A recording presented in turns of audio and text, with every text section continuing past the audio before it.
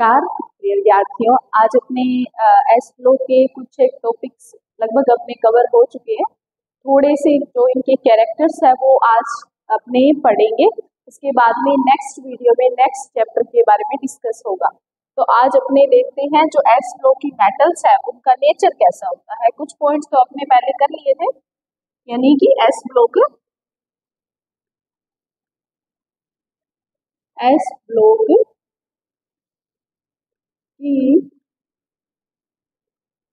धातुओं की प्रकृति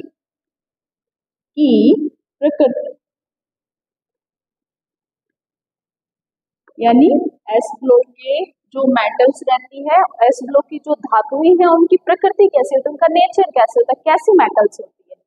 तो जैसे कि अपने बात कर रहे थे कि टॉप टू बॉटम जाने पे इनका आकार क्या हो रहा है, थोड़ा सा इंक्रीज हो रहा है ना। आकार इंक्रीज होने की वजह से सबसे पहले तो ये लिख देते हैं, आकार क्या होता है, आकार बड़ा। आकार में ये क्या होती है, बड़ी होती है, या यूं कह दो ऊपर से नीचे जाने पे आकार बढ़े, आकार अधिक। एस ब्लॉक मेटल्स का आकार क्या रहता है, अधिक रहता है। टॉप टू बॉटम जाने पे, ऊपर से नीचे जाने पे कोस जैसे जैसे बढ़ते जाएंगे इनका आकार भी बढ़ता जाएगा।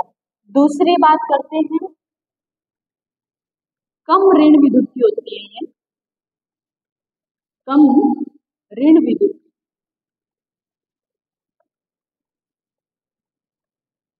तत्व, यानी एस फ्लो के जो तत्व है इनकी विद्युत ऋणात्मकता कम होती है। अब विद्युत ऋणात्मकता होती क्या है, तो आउटर मोस्ट सेल यानी बाहरी संयोजी कोश में पड़े इलेक्ट्रॉन को निकालने के लिए जितनी ऊर्जा की आवश्यकता पड़ती है उसको तो बोला जाता है आयनन एंथैल्पी, और इसका उल्टा इलेक्ट्रॉनों को आकर्षित करने की प्रवृत्ति क्या रहती है, विद्युत ऋणात्मकता। आप यूं कह सकते हो विद्युत ऋणात्मकता और आयनन एंथैल्पी दोनों बराबर होती है।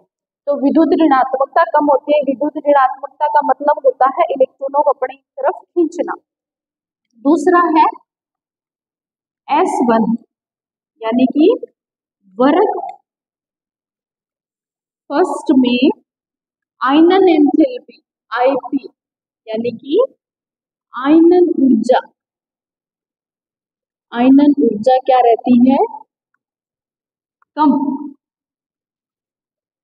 ये वर्ग फर्स्ट की बात कर रहा है, पर वर्ग सेकंड में फर्स्ट एक इलेक्ट्रॉन को, यानी एक इलेक्ट्रॉन को निकालने के लिए ऊर्जा की आवश्यकता क्या रहती है, ज्यादा रहती है। ऊर्जा की आवश्यकता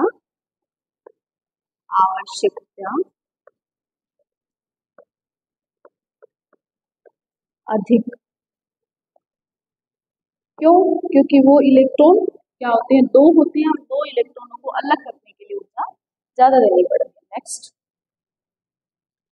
नेक्स्ट देखते हैं, ये क्या है, आकार बड़ा होने के कारण ये सॉफ्ट मेटल होती है, यानी कि सॉफ्ट मेटल का मतलब ये है, ये कह सकते हैं मृदु धातु। सॉफ्ट मेटल होती है मृदु धातु। आकार बड़ा होने के कारण इनको ब्रेक करना, तोड़ना आसान होता है। फिर ये है अत्यधिक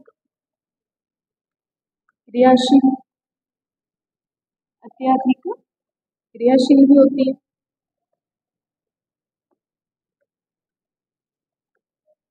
फिर एक और अत्यधिक क्रियाशील होती है, और आगे इनमें इनका जो ऑक्सीकरण संख्या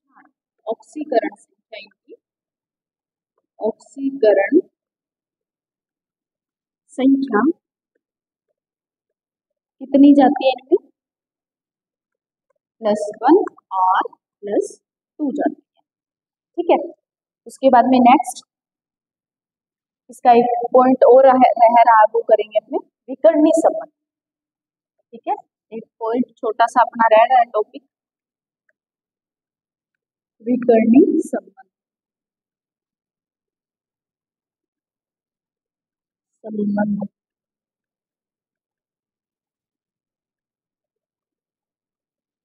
विकर्णी संबंध होता क्या है?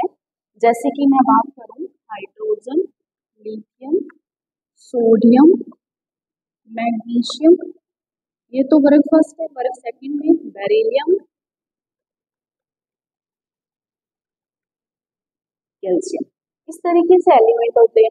अब विकर्णी संबंध का मतलब है कि जो तत्व है, एक वर्ग के तत्व अपने वर्ग के तत्वों के साथ गुणों में समानता नहीं दर्शाते, सिमिलरिटीज नहीं रहती, पर अपने से साथ वाले जो वर्ग है उनसे जब आप तिरछा जाते हो, यानी टेढ़ा जाते हो, तिरछा जाते हो, ऐसे जाने पे गुणों में समानता रहती है। इन जैसे लिथियम और मैग्नीशियम की काफी प्रॉपर्टीज एक जैसे मिलेगी, वैसे ही बेरिलियम और सोडियम की मिलेगी। तो इस तरीके से तिरछा जाने में गुणों में समानता दर्शाते हैं, उसे क्या बोला जाता है? विकर्णी संबंध। ये आपके एस ब्लॉक में भी होता है और ये पी ब्लॉक में होता है। इस तरीके से ऑलमोस्ट जो इम्पोर्टेंट चीजें हैं वो मैंने कवर करवाई है इन 2-3 वीडियोस में। आई होप आपको ये जानकारी आपके लिए हेल्पफुल रहेगी। और इम्पोर्टेंट चीजें लाने के लिए चैनल को लाइक करें, सब्सक्राइब करें और शेयर करें। धन्यवाद।